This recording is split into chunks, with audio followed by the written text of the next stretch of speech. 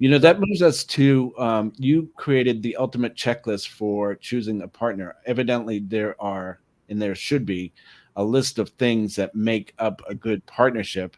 Can you talk more about that? Sure, sure. The first one to look at is, are they communicating with their list, right? Yeah. So even before I will talk to them about a potential partnership, I'll go check them out. Get your private detective. They go, hey, you know, who I'll find your 5 girlfriends and we can find out anything we want to know about the new guy that our friend is dating, right? Like, we are the best detectives ever. So we want to put on those same type of hats, for you males. Okay, let me give you the checklist, right? All right. Right. We want to make sure that we go to their website and opt in. See if they're even emailing their list. Because Right. if I want you to promote for me and you've never emailed your list, well, then how is that going to work? Right? Right.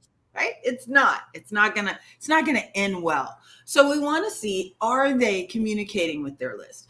I love to type in the potential partner's name, the company's name, and bankruptcy. Right? Let's just see how they're doing. I love Right. to look them up on Yelp. What are do they have good reviews? Do they have bad reviews? Because do I really want to have a partnership and get into a relationship with somebody who has bad reviews? It's kind of like checking the credit report with Right. the new guy that you're dating before you buy the house together, right? So you want to make sure that you are looking deeper than, oh my gosh, they want to send me all their customers. Well, do they really? And what do they want? I have one of my clients who was always, leading with, oh, and I'll give you a commission, and I'll give you a commission. I'll pay you $400 if you bring me a client, right? And he always sounded so desperate. And I'm going, most business owners could care less about your $400. And if they do care about the $400, then run, right? Yeah. Run from that person, because they obviously have some cash flow issues. So Right. you never, ever, ever, ever, ever, ever, ever want to lead with, I will pay you money, because that's an affiliate relationship. That's not a partnership. Right. Does that make sense? So Yeah. it's going through, like, look, if you want to be the one to have to do all the work and have to have a high converting offer and have to prove to them that you've earned the right to send it, then yeah, go after an affiliate relationship. That's Right. not what we're talking about here. We're talking about, you want to talk to your potential partner and see where there are synergies between the two and fill in the gap. So one of the very first partnerships, and this is how I actually came up with the idea, was for many years, I was the only female African-American public utility owner in the nation. And I owned a telephone company in Las Vegas, Nevada. We were in 7,000 square feet. We had our own switch so that the fiber would come into our building. We would tell the calls where to go, and then we'd send it out to the world, right? So we owned this really big asset that most telephone companies at that point, the only people that owned an asset like that were the Bells. Okay, so AT&T, Verizon, Pac Bells, they were the only ones who owned that. I also had 52 employees and a whole operator center, so that we could provide 24-hour customer care. We could provide 24-hour help with any of the switch, with anything that happens in the telephone company. So my very first partnership was with Telenor, which was at the time the only telephone company of Norway. And they were about to go through divestiture like we went through. And they wanted to know, how do we compete with the little guy? Mm. What do we do? Do we have the right products? Tell me, Richelle, what should we do? And so I laid out a plan for them and showed them how they could compete with the little guys of Norway. But also, we filled in the gap with products that they weren't offering. So they did not have, believe it or not, an international calling card. The international calling card that also had, a customer care team that was 24 hours. So we became their back end. They became the sales force. And it was my first $1 million a month client, right? Wow. just from us having synergies of we can help you, but you can also help us too, because you have access to all of these customers that we would have never found. Does that make sense? Non-competing, same client. Yeah. Wow. Yeah. Non-competing, same client. We had another that was a multi-level marketing telecom company who also same thing. They were sending all of their new customers to the Bell, right? 4,000 customers a month to Baby Bell meant nothing to AT&T, right? They're like, okay. They took care of them when they wanted to. They connected their service when they wanted to. They didn't want to customer service their customers. They just didn't want it at all. So when they came to us, here we are. I used and leveraged our big assets. That was my second $1 million a month client, right? Wow. That we just filled in the holes of the business. They were great marketers and we were great operationally.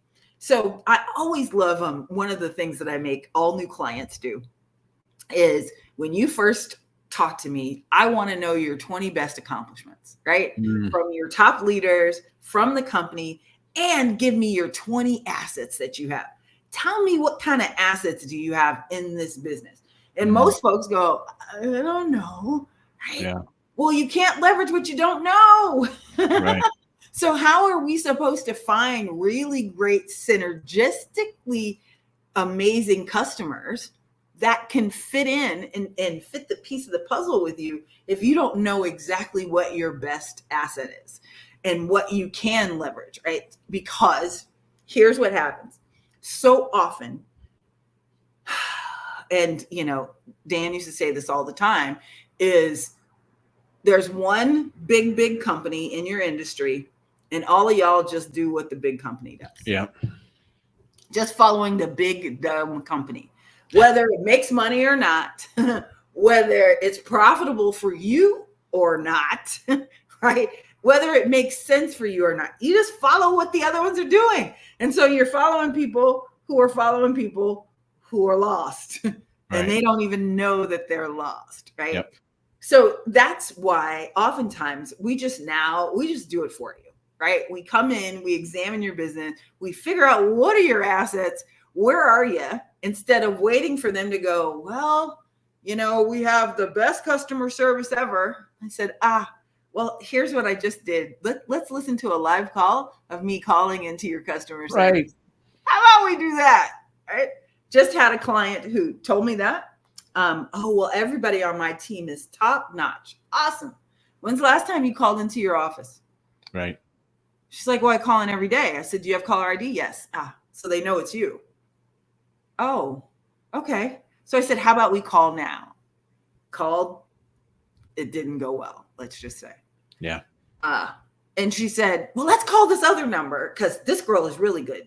No, because your customers aren't going to call the next number to see if the next staff member is better, right?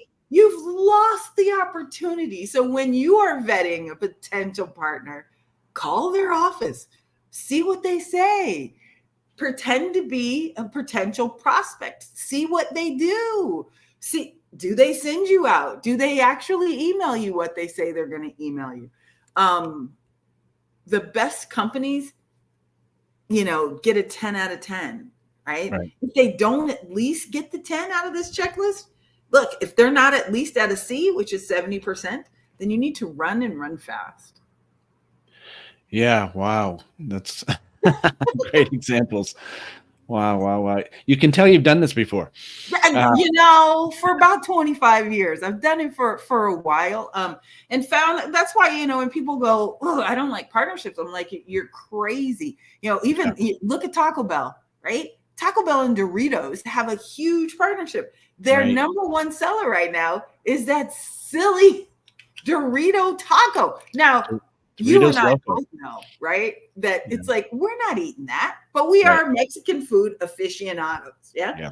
But who their customer is middle America that doesn't have Southern California Mexican food accessible to them. So they love it. Yes. You look at Nike and Michael Jordan. How did that partnership go? biggest one ever. So much so that right now Taco Bell is doing this new thing with Cheez-Its. Yeah. So they've got with Cheez-Its. Like, I'm sorry. Yeah. I'm sorry, Taco Bell. I'm sorry. Yeah. But who does that? Hey, how do I know? Because Taco Bell has Mountain Dew, and that happens to be my absolute favorite drink.